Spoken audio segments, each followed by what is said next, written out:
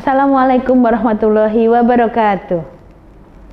Adik-adik mahasiswa yang saya sayangi, pada pagi hari ini kita akan membahas satu materi mengenai penelitian ilmiah. Masih ingat mata kuliah kita kan pagi ini? Oke, mata kuliah kita adalah metode penelitian. Kemudian hari ini saya akan bahas mengenai apa itu penelitian ilmiah. Saya sering diskusi dengan adik-adik mahasiswa, dengan para mahasiswa yang akan menulis sebuah riset, kemudian sudah pada tahapan akan menulis proposal penelitian, tapi masih bingung kira-kira topik penelitian apa yang akan dilakukan. Nah, nanti kita akan membahas di dalam sesi kali ini tentang bagaimana menemukan rumusan permasalahan. Adik-adik, kita lihat bahwa pada pagi hari ini kita menggunakan 4 sumber utama ya yang bisa digunakan. Yang pertama adalah buku referensi utama kita, Uma Sekaran. Kemudian kita juga bisa menggunakan Ferdinand Augusti, kemudian Sugiono maupun Jogianto. Namun kita akan lebih banyak menggunakan materi yang pertama, Uma Sekaran. Baik, kita akan mulai ya adik-adik semuanya. Nah, seperti tadi yang saya sampaikan, bahwa seringkali muncul pertanyaan dari mahasiswa tentang bagaimana ya melakukan penelitian yang bagus, topiknya apa, bahkan sudah menuliskan SKS skripsi di dalam KRS tapi masih belum punya gambaran kira-kira nanti akan melakukan penelitian tentang apa. Nah, oke, kita akan melihat bagaimana tahapan-tahapan melakukan penelitian ilmiah. Nah, adik-adik, penelitian itu pada dasarnya diperlukan untuk semua bidang ilmu dan kehidupan manusia. Jadi, penelitian memiliki manfaat yang cukup besar di dalam perkembangan ilmu pengetahuan, baik di bidang sosial, di bidang umum, kemudian di bidang pengetahuan alam. Nah, kalau di bidang sosial kita bisa melihat ya bagaimana mal-mal besar yang baru berdiri, bagaimana hotel jaringan internasional yang baru berdiri di Indonesia, di Yogyakarta, ini seringkali melakukan riset, kajian, studi kelayakan bisnis. Bukan hanya perusahaan-perusahaan besar, tapi untuk perusahaan-perusahaan skala menengah, kemudian ini ketika mereka akan melakukan bisnisnya, akan menjalankan bisnisnya, mereka biasanya seharusnya melakukan studi kelayakan bisnis. Nah, ini termasuk dalam kategori penelitian. Nah, hasil-hasil penelitian ini biasanya digunakan untuk pengambilan keputusan kalau di bidang praktik. Kalau di bidang ilmu pengetahuan, nah hasil penelitian itu bisa digunakan untuk pengembangan teori. Nah, kalau kita lihat di sini ya, bagi sektor bisnis dan industri, penelitian merupakan kebutuhan untuk memahami fenomena-fenomena yang terjadi dan bagaimana memecahkan permasalahan yang terjadi dalam organisasi. Sebagai contoh, pernah ada sebuah kasus dalam sebuah organisasi, manajer SDM ini mengalami gejala yang dihadapi di antara karyawan. Misalnya konflik yang terjadi antar karyawan. Kemudian juga ketidakpuasan kerja ya, dari passion kerja yang kurang bagus. Kemudian pertanyaan berikutnya adalah kenapa ini gitu ya. Nah, ini bisa dilakukan sebuah penelitian. Nah, oleh karena itu adik-adik semuanya, penelitian itu dilakukan untuk memecahkan sebuah permasalahan. Gitu. Nah, inilah pengertian riset adik-adik. Jadi, coba kita lihat ya, kita menggunakan sumber dari Uma Sekaran. Apa sih sebenarnya penelitian? Oke. Penelitian pada dasarnya merupakan investigasi atau keingintahuan yang sifatnya saintifik, yang terorganisasi, sistematis, berbasis data, kemudian kritikal terhadap suatu masalah dengan tujuan menemukan jawaban atau solusinya. Dikatakan investigasi atau keingintahuan saintifik. Berarti tugas seorang peneliti adalah menginvestigasi, mencari tahu. Maka dikatakan juga keingintahuan yang sifatnya saintifik. Kenapa saintifik? Mestinya karena menggunakan pendekatan-pendekatan yang bersifat ilmiah. Dan salah satu karakter dari pendekatan ilmiah itu adalah terorganisasi, kemudian sistematik, berbasis pada data. Kita nggak boleh mengambil keputusan di dalam penelitian itu tanpa berbasis data. Kemudian juga kritis.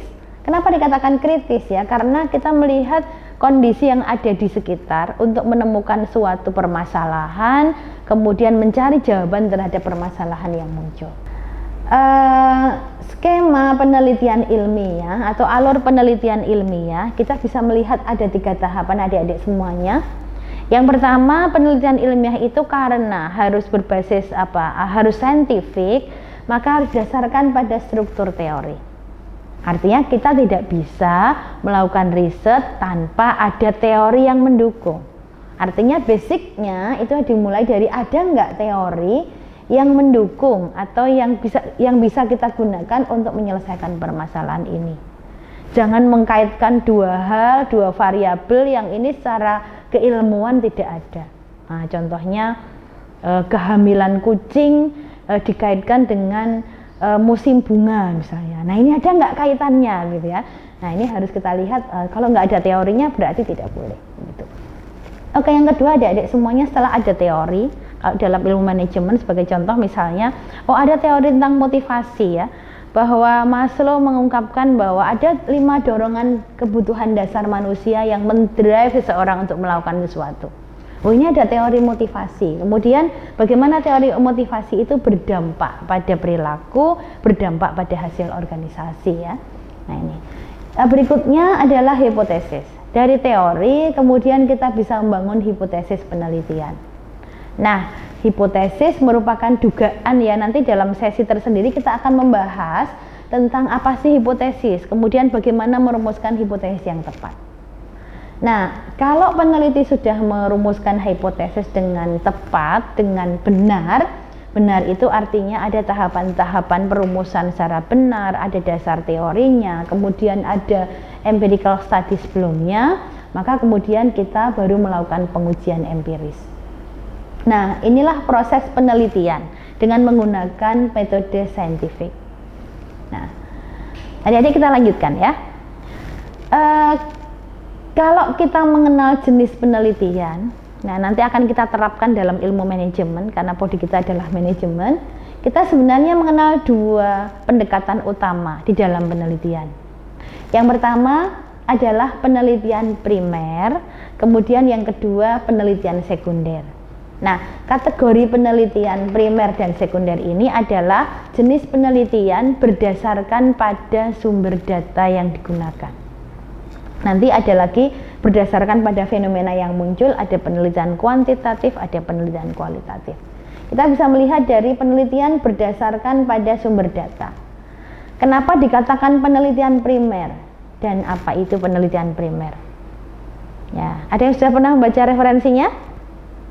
Nah, penelitian primer adalah penelitian yang membutuhkan data atau informasi yang diperoleh dari sumber langsung. Artinya bukan dari perantara. Sumber langsung itu apa? Salah satunya adalah karyawan. Artinya si peneliti langsung melakukan survei, langsung ketemu dengan karyawan, atau mungkin melalui wawancara, observasi, atau dengan menyebarkan kuesioner. Artinya apa, adik-adik? Bahwa penelitian primer ini adalah penelitian yang datanya digunakan, data yang digunakan itu berasal dari sumber yang diambil langsung oleh peneliti. Kalau dalam penelitian keperilakuan jelas contohnya ya, contohnya kita mengevaluasi tentang apakah kepuasan kerja yang dirasakan oleh karyawan tinggi, kemudian bagaimana dampaknya pada OCB misalnya. Nah, ini data di perusahaan tidak ada. Kemudian si peneliti membangun permasalahan riset, menyusun hipotesis, kemudian membangun kuesioner berdasarkan pada sumber-sumber terdahulu. Nah, kemudian dari kuesioner itu peneliti melakukan survei, menyebarkan kuesioner. Nah, ini namanya adalah penelitian langsung contohnya. Kemudian yang kedua, penelitian sekunder. Kenapa dikatakan penelitian sekunder? Apa sih penelitian sekunder itu? Ya.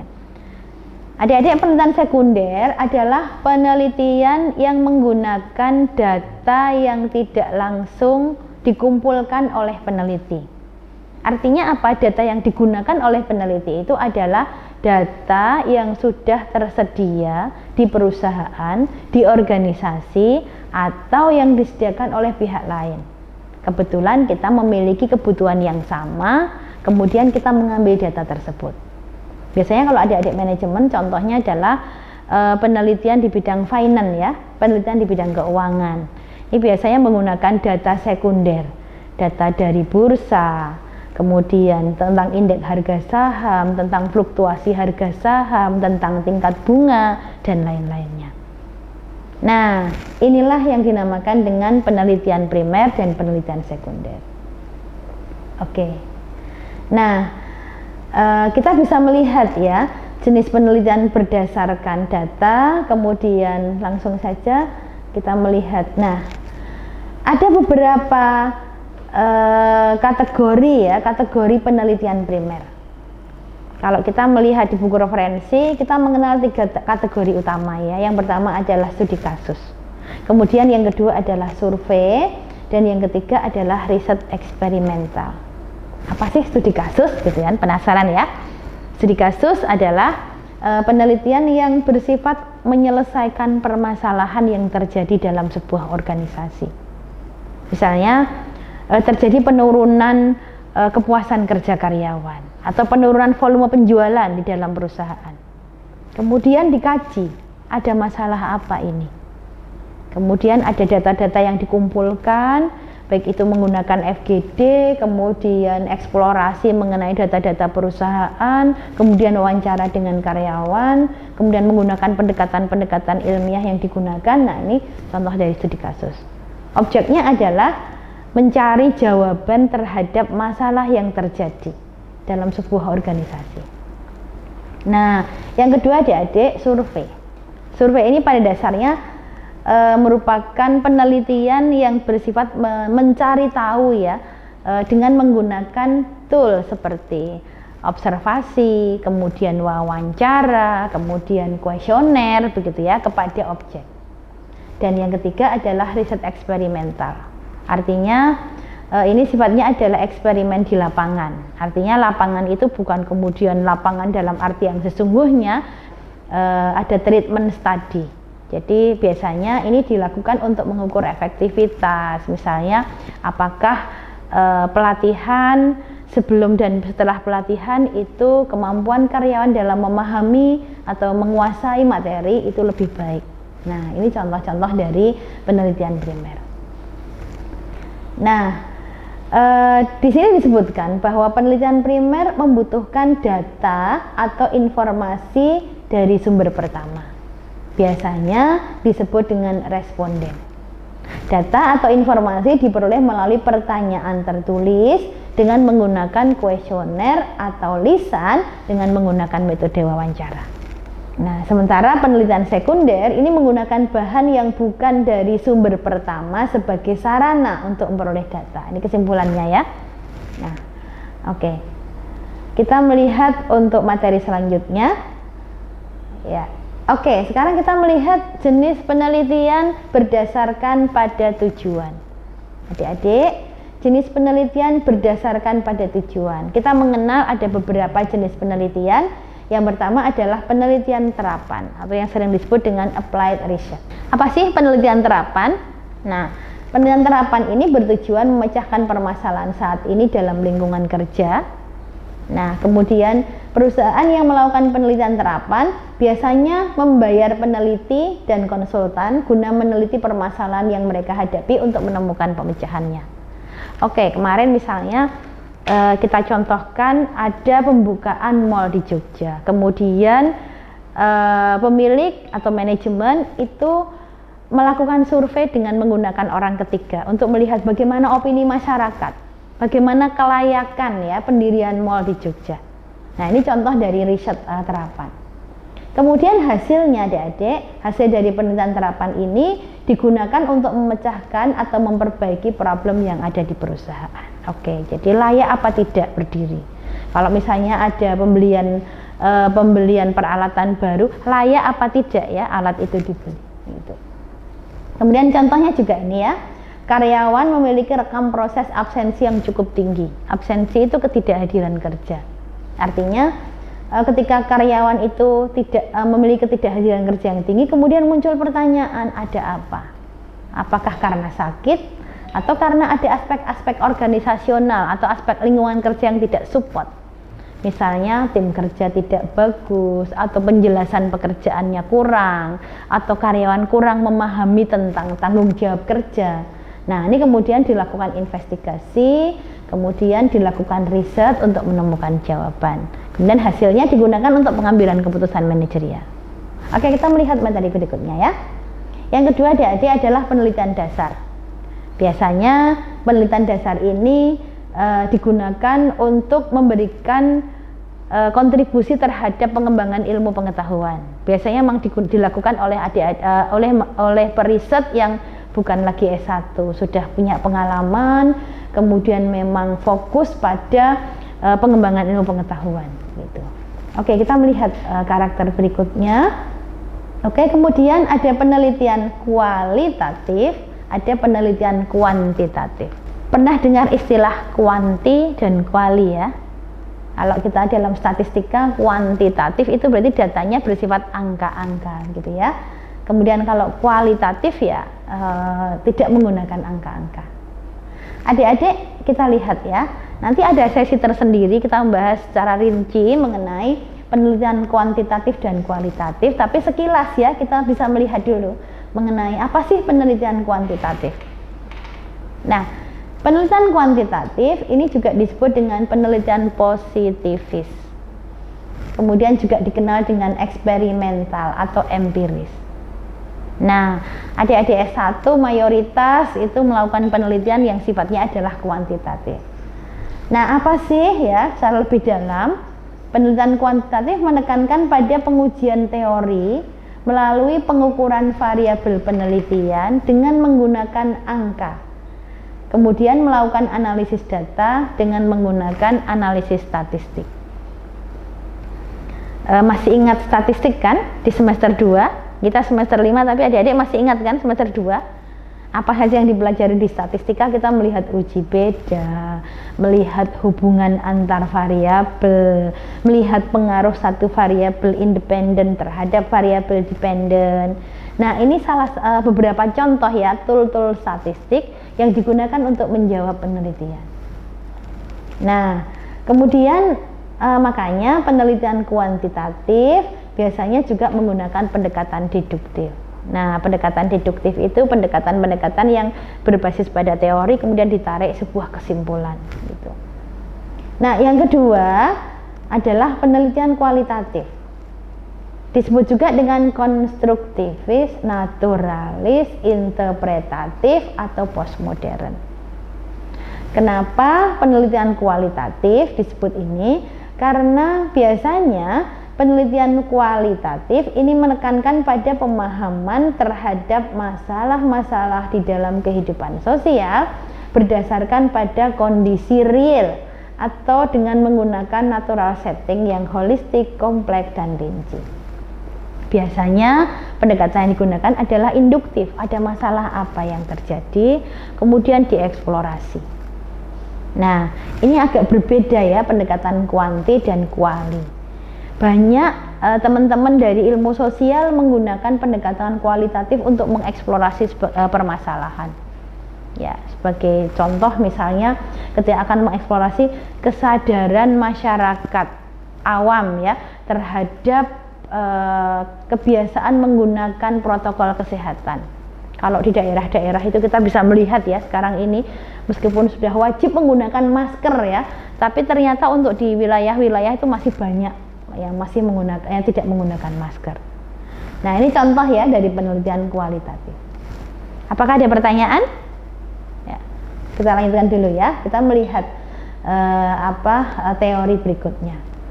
Mengapa manajer membutuhkan penelitian? Jadi ada pertanyaan, mengapa sih manajer membutuhkan penelitian? Tadi di awal kita membahas bahwa riset itu dibutuhkan oleh semua orang, termasuk pimpinan perusahaan, termasuk tim manajemen. Nah, yang pertama, kenapa manajer membutuhkan penelitian? Untuk membantu mengidentifikasi dan memecahkan permasalahan yang ada di dalam organisasi.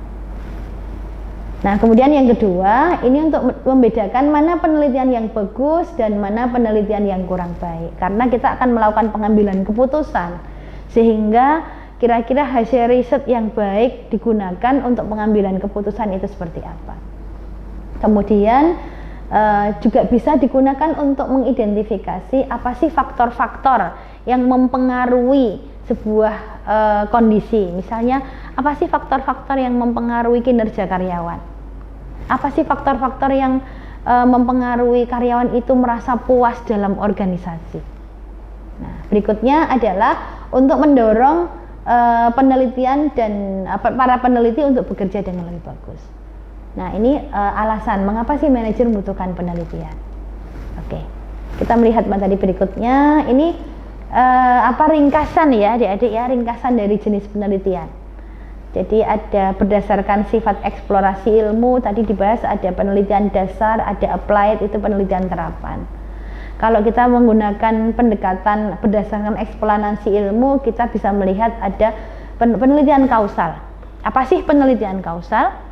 Penelitian kausal itu melihat sebab akibat. Jadi X mempengaruhi Y. Contohnya ketika karyawan itu merasakan gaya kepemimpinan yang cocok dalam organisasi, ini bisa mendrive kepuasan kerja mereka. Nah, ini kausalitas. Atau menggunakan non-kausal comparative research. Kemudian kalau kita menggunakan pendekatan ilmu, maka bisa dibedakan ada kualitatif research dan kuantitatif research. Oke, kita masuk pada materi berikutnya. Nah, ini karena memang fokus pada penelitian ilmiah, maka kita melihat adik-adik sebagai calon peneliti harus mengetahui kira-kira ketika kita melakukan penelitian itu harus memenuhi karakteristik-karakteristik sebagai berikut. Yang pertama, penelitian ilmiah itu harus memiliki tujuan secara jelas. Nah, tujuan secara jelas ini didefinisikan nanti secara eksplisit ya di dalam rencana penelitian yang akan dilakukan. Agar peneliti fokus dalam penyelesaian masalah, mencari data, kemudian menganalisis itu berdasarkan pada tujuan yang akan dicari. Yang kedua, penelitian yang bagus itu harus menggunakan landasan teori dan metode pengujian data yang relevan. Tadi disebutkan ya bahwa proses penelitian itu harus ada konstruk teorinya. Artinya apa? Kita tidak bisa melakukan riset itu tanpa ada dukungan teorinya. Hanya mengira-ira, oh kira-kira seperti ini. Nah, harus dilakukan kajian teori yang cukup. Artinya grand teorinya apa? Gitu. Kemudian yang ketiga, penelitian ilmiah harus mengembangkan hipotesis yang dapat diuji kebenarannya didasarkan telaah teori dan berdasarkan pengungkapan data. Ini khusus untuk penelitian kuantitatif. Karena biasanya penelitian kuantitatif itu menggunakan hipotesis. Namun kalau kualitatif memang tidak ada pengujian hipotesis. Nah, yang keempat adalah mempunyai kemampuan untuk diuji ulang. Kalau proses penelitian dilakukan dengan benar, prosedurnya benar, kemudian tahapan-tahapan dilakukan dengan benar, maka ini bisa menjadi rujukan peneliti berikutnya ya untuk direplikasi. Kemudian memilih data dengan presisi, dengan tepat, artinya sesuai dengan tujuan yang akan dicapai, sesuai dengan rumusan masalah yang akan dijawab. Kemudian yang terakhir, setelah menggunakan data, kemudian mengolah data, kemudian menarik kesimpulan secara objektif. Nah, kemudian menarik kesimpulan secara objektif. Nah, kemudian karakter berikutnya, hasil penelitian memiliki kemampuan untuk digeneralisasi. Kita pernah membahas ya mengenai generalisasi penelitian di awal kemarin ya, bahwa generalisasi penelitian itu adalah kemampuan hasil penelitian untuk ditarik kesimpulan secara umum. Artinya apa? Kalau generalisasi penelitiannya luas, berarti hasil penelitian kita itu bisa digunakan untuk pengambilan bukan pengambilan keputusan, tapi ditarik kesimpulan secara umum. Itu biasanya wilayah generalisasi itu terkait dengan luasnya objek, jumlah sampel yang diteliti. Nah, yang terakhir tadi dikatakan bahwa menjelaskan fenomena secara sederhana.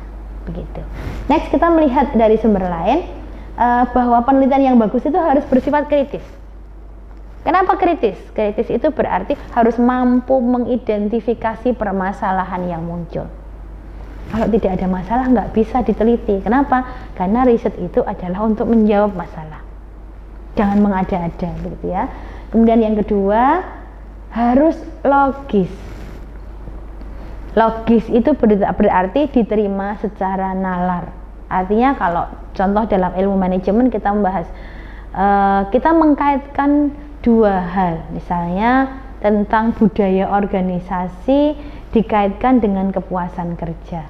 Kita bisa melihat apakah dua variabel ini berhubungan, apakah bisa dilakukan pengujian kausalitas. Budaya dengan kepuasan apakah saling berpengaruh. Nah, ini harus bersifat logis, bisa diterima secara nalar.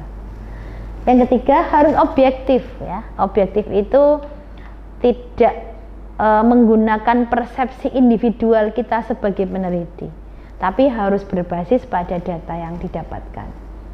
Kemudian bersifat konseptual, teoritis karena harus didukung oleh teori, dan yang kelima adalah bersifat empiris. Oke, kita melihat materi berikutnya, adik-adik.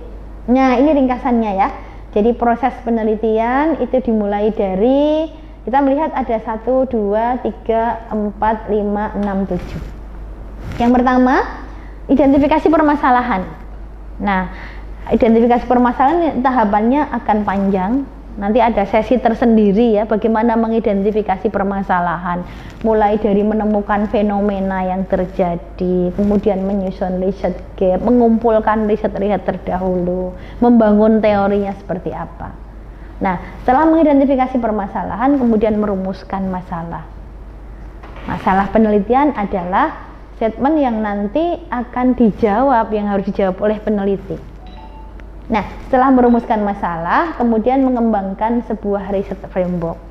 Jadi kerangka konseptual penelitiannya harus ada, kemudian melakukan pengujian data, mengumpulkan data, coding, kemudian menganalisis data, sampai kemudian si peneliti pada tahap berikutnya adalah menguji pertanyaan penelitian atau menjawab pertanyaan penelitian atau menguji hipotesis.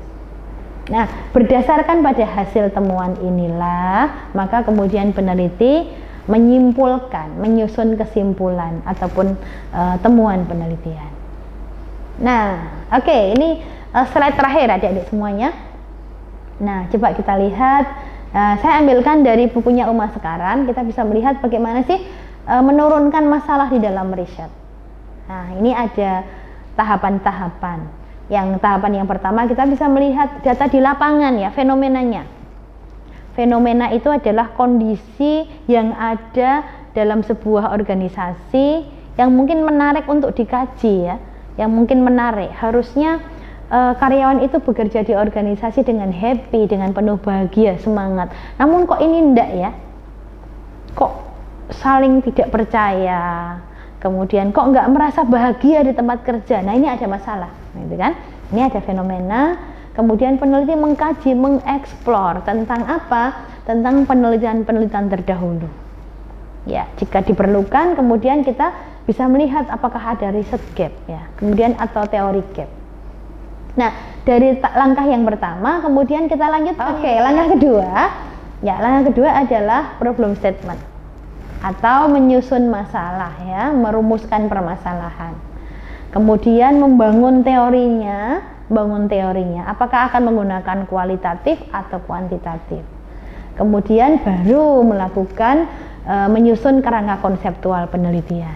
Nah, ini bagaimana sih tahapan-tahapan di dalam menurunkan permasalahan di dalam penelitian. Kalau kita melihat dari gambar ini adik-adik, berarti merumuskan masalah itu tidak kemudian tiba-tiba datang dari langit gitu ya, tapi berdasarkan pada ada fenomena, kemudian ada kajian empiris sebelumnya, ada teori gap, ada sintesis kita, ini ada masalah seperti ini, kemudian kira-kira bagaimana kita menemukan ya masalah apa yang akan diuji. Nah, kemudian membangun riset, membangun model penelitian, sampailah ini pada permasalahan riset. Kita melihat sebenarnya Apa sih penelitian yang bagus itu? Gitu kan. Ini kalau disimpulkan, berarti penelitian yang bagus itu tujuannya didefinisikan dengan jelas. Kemudian yang kedua, prosedur penelitiannya rinci, desainnya lengkap. Kemudian ada statement yang penting ini, melaporkan dengan jujur. Bagaimana seorang peneliti ini melaporkan dengan jujur hasil penelitiannya, menggunakan metode yang tepat, kemudian menyimpulkan riset itu berdasarkan pada lingkup penelitian yang dilakukan. Dan yang terakhir adalah biasanya pengalaman peneliti itu akan mempengaruhi keyakinan hasil dari penelitian yang dilakukan. Oke, inilah materi mengenai bagaimana menyusun masalah penelitian adik-adik. Apakah ada pertanyaan? Oke, nanti pertemuan-pertemuan yang akan datang kita akan membahas dengan lebih rinci mengenai bagaimana menyusun masalah, bagaimana menyusun hipotesis, dan contoh-contoh dari penelitian. Oke, salam sejahtera dan tetap semangat adik-adik ya. Oke, kita akhiri. Assalamualaikum warahmatullahi wabarakatuh.